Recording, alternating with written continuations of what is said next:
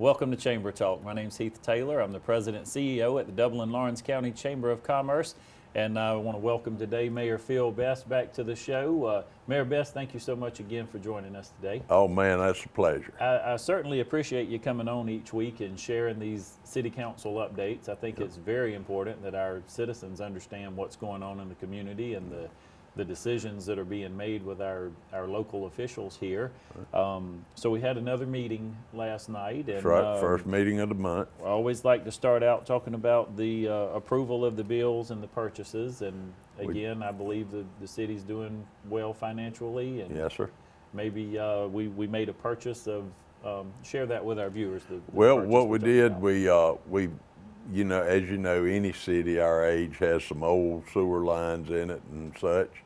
Some can be repaired, some have to be replaced. But what we did is bought a camera system to go into the lines, storm drain and sanitary sewer, and we can actually go into the lines and check them out, see where the problems are, see what kind of repairs needed, and it's going to really make our local guys more effective and not have to call folks in so much. Okay, so this is a mobile device that Yep. you can come to a certain area and check it out. It's got the joysticks and it's got the little all-terrain tires on it, and it looks fun. I want to try it out. You use it, yeah. No, but I won't. They may not let me do it. And is that part of? I know we talked about a few weeks ago some grant money or some different things. That was not part of grant money, but it was budgeted. Okay. We had that department had budgeted the first year that they wanted to buy that camera. And that's to help with this process that we talked about a few weeks ago.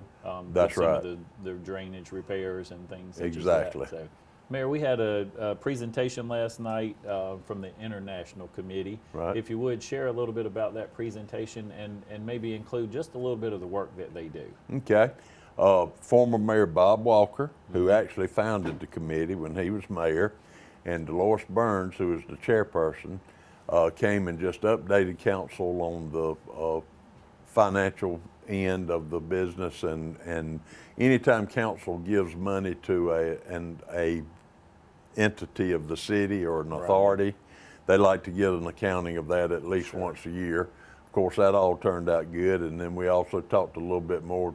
The committee started out as mainly the Japanese were the only international company, YKK.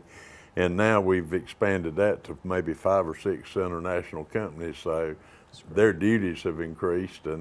But they're a hard-working committee that hosts a lot of people and do a lot of things. Well, I think, and that leads into our next item on the agenda very well, the importance of our community's participation and coming out to the council meetings and hearing what they're talking about, seeing what they're doing. And knowing that as a citizen in Dublin that you can come to the meeting and there is an opportunity for you if you have concerns or questions at the end of the meeting to address those. I'm not sure exactly where this is right now in the process, but I know there's some conversation about the Linda Vista neighborhood. There is. That was actually put on the agenda for last night, but it was postponed till it'll be in the third Thursday of this month, our second meeting of the month. And basically what we've got is the Linda Vista neighborhood for some time. They've had a couple of streets in there that have become thoroughfares rather than Speedway. A neighborhood, rather than a community street, and it is a problem. Our council member Gerald Smith has been harping on it for several years. But anyway, I think the group, they've got a very strong neighborhood group association there, and the group has gotten together, and I think probably a good many of them will be coming to council. What Lance Jones, our city manager, and his staff are doing now, since they did have an extra 2 weeks, is they're going ahead and trying to figure out some options that we can present to that group that night and try to work through what we need to do. So they're being proactive. Right. And again, you mentioned that would be the third Thursday in September. That's right. At 5:30. That's if correct. Our citizens would like to come out to the meeting. And I think it's very important, again, that we mention that, folks, you're welcome. The mayor, the council, absolutely. they encourage you Yeah. to come out to these council meetings and participate. You know, we want to hear what's good in the community, but we also need to know where we can improve and do things better. Well, I can tell you as a former council member and as mayor, it's always good to see folks in the audience. I Yes, mean, it you is. just you feel like people are interested in what you're doing. Right, and interested in improving our community and That's being right. the best that we can be, and the more folks we have there, the better that process seems right. to work. So we're going to take a quick commercial break, Mayor Best, and we'll Okay. be right back. When my husband experienced chest pain, I knew he had to go to the ER at Fairview Park Hospital because it had an accredited chest pain center. Chest pain isn't like a broken arm or a high fever. They treat chest pain like the serious condition it is, and they treat it fast. And it was a good thing we knew the difference because my husband was in cardiac arrest. Oh, I was fine. Now he is. Treat chest pain like chest pain. Choose the ER at Fairview Park Hospital. Welcome back. Mayor Best, we're continuing our conversation on the City Council meeting that was held last night, and the next item on our agenda is very important. There was some discussion about the demolition of buildings in the downtown area. Let's talk about that. Be glad to. The most recent use of the building, one of the buildings, was the Storm Wrestling Center. It's right downtown. It's right beside where Thigpen's Barbecue was. We're going to demolish that, and we're going to demolish the old Piggly Wiggly, which is back on the old, what we call the old Pitts parking lot. Right. And the reason for that is we're going to have a plaza right now. We're calling it Jackson Plaza, that goes through. You'll be able to park back there on Pitts, the old Pitts lot, and come through. We'll have water feature there, have green space. Similar to not exactly like, but similar to the Bicentennial Park by the theater. Right. And have another venue or gathering place for our citizens. Plus, it'll make the entire north side of Jackson Street a lot more accessible. So just another effort, again, to enhance and improve the overall look and the quality of life. That's right. In downtown Dublin. I'm assuming this will be parking, well-lit parking for folks. Absolutely. Sometimes we have a Friday or Saturday night parking can be pretty hard to come by That's sometimes right. in downtown Dublin. Well, that has been our challenge on that side of the street. As you know, we have plenty of parking on the south side of Jackson Street behind Dino's Restaurant and By the skyscraper. By the skyscraper, and so we needed to get the other side equally accessible. Okay. Mayor, when might we see some actual demolition? I mean, I may have asked you on a previous show, but when do you think we'll actually see some? I'd say within the next 15, 20 days. Okay. I mean, we awarded the bid last night. The low bidder is a reputable company. I think the low bid was $127,000. There were some asbestos and issues like that they had to deal with, but I think you'll see them. Their scope of work, I think they said 6 to 7 weeks they'd be through.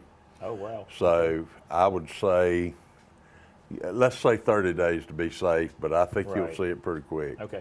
Now, is there any design, and I've seen some of the sketches Yes. and rendered drawings and things, but is there any plans for additional retail stores or restaurants or anything like that right now? No, we're really of the opinion we've got enough space there. It just needs to have access. I mean, there's several buildings that are vacant on that side, and what we're hoping to do is this project will allow those buildings to become occupied. Okay, and maybe anything down the road as far as some of those buildings could use a little dressing up or Oh, yeah. repair? Each one of them are eligible and can see the Downtown Development Authority and talk to them about facade grants or historical tax credit assistance and that sort of thing. Right, that's exciting. Yeah. That's really exciting. Yeah, I think we've come a tremendously long way on our downtown, and I think we still got a lot to look forward to. This will be fantastic. Next item on the agenda, without reading through this whole process here is some gas lines, a project going on out at Valmera. Basically, what we did was approve the design and construction overseeing with our gas company engineer. They're pretty well a specialty engineering company. And we're looping a line in the industrial park out by Valmera. It will serve Valmera, but it will also loop around into the rest of the park and come back in and tie in, so it'll be a redundant line, basically, and be there for future expansion for industries. Well, and I think we say this, it seems like sometimes to where it becomes second nature, but I don't think we can say it too many times. What a wonderful job our development authority, our city, Absolutely. our county, all the recruitment of these new industry, manufacturers, retail, restaurants, whatever it is. It's just wonderful to see so much new business in Dublin. It's fun to be involved in it. It's a good time to be in Dublin, so that's a great thing. Mayor, we always close the meeting out with citizens' comments and council comments. Was there anything last night that any of the citizens shared or any of the council comments? There wasn't any citizens' comments last night. However, Councilman Johnson brought up a very good point on the dilapidated houses. As you know, we've worked for 10 plus years on trying to either bring up the code or tear down dilapidated structures in our community, and have done that to the tune of over 400 properties. With the addition of the Land Bank Authority, which we've talked about on previous shows, which is going to be a tremendous help and vehicle to help with that. We also are looking at a blight tax. Okay. And what that is whether you're institutional and have several rental properties or an individual, the city will give you an opportunity to repair that property. If you don't, there is a tax that we can impose on that property, and it's called a blight tax, and it would be on a scale of the seriousness of the offense. Okay. And it could be it'd be based on your ad valorem tax, and it would be whatever times, well, say 1 to 7 times that tax until you bring that property up to So it could be up to 7 times. yes, sir. Well, and that, I'm using that Sure. hypothetically. Right. It might be 8 or it might be 6. I'm not sure. But there can be substantial But there's penalties some there. severity Right. along with the seriousness of the property. And also that'd be an opportunity for the Land Bank Authority if the people do not. They can purchase that property. Yeah, that's right. They can get it and we can do some things. I'd love on our next show to show you some pictures from Thomasville, Georgia, of an area just like, if you've been to Prince Mincy and Sawyer Street, I want to show you what has been done in Thomasville, Georgia. We were down there last week looking at it. I guess the main point we want to get across to everybody, we're serious. Right. We're not playing about the houses. I mean, there's a lot of houses in this town that are drug haven. They're the cause of some of our crime because people are using them for crack house or to sell drugs or just they're squatting in them, you know. Right.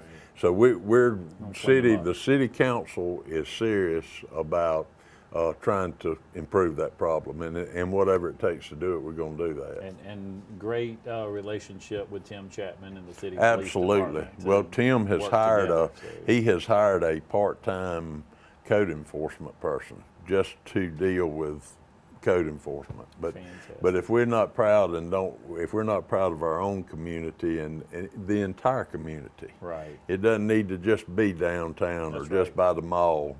It needs to be our entire community. That's right. We're going to take one more commercial break, and I think we need to continue that conversation when we come back. We'll be right back. Landmark Cafe and Market is located in the historical skyscraper in downtown Dublin and is open Monday to Friday, 10 to 3. Enjoy freshly made specialty salads, sandwiches, paninis, and wraps, along with Landmark Cafe's delicious side items. Everything is freshly made, including an assortment of bakery goods. Landmark Cafe will provide corporate deliveries of 10 or more entrees. call 277-0160 for your deliveries and takeouts.